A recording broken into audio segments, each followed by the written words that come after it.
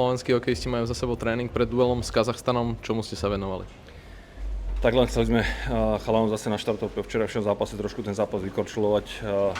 Chceli sme, aby tam bola cítiť tá motivácia na zajtrajší zápas, pretože sme sa bavili o tom, že musíme ten včerajší zápas zahodiť za hlavu a byť nastavený pozitívne smerom k ďalším zápasom. A bolo to na ľade aj cítiť, že chalani veľmi dobre korčulovali.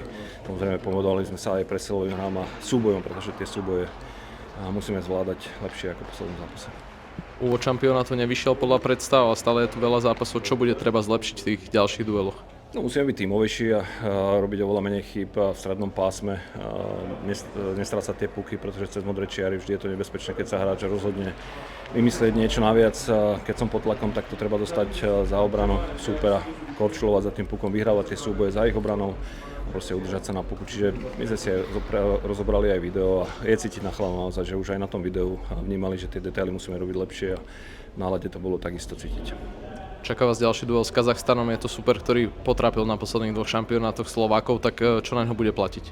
Tak pamätáme si na ten zápas minulý rok, to musí byť varovný prst a my sme mali pred tréningom možnosť sledovať prvú tretinu proti Francúzom a znovu ukázali proste, že sú to rýchli hráči, silní hráči, majú dobrého brankára a silnú obranu, takže každý super na šampionáte je nebezpečný, my musíme len v hlavách mať nastavenie pozitívne a proste ako keby začali hrať proti Kanáde.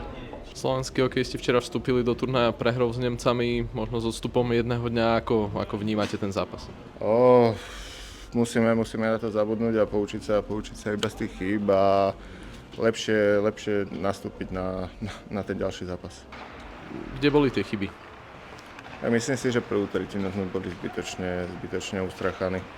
Potom bohužiaľ prišla tá oslabovka 5 na 3, vlastne dvakrát dostali sme tam 2 góly, ale ešte sme vyrovnali, ale zase sme si proste nechali si odskočiť a vždy, keď sme sa nejako do toho zápasu dostali, tak opäť nás zase odskočili. No.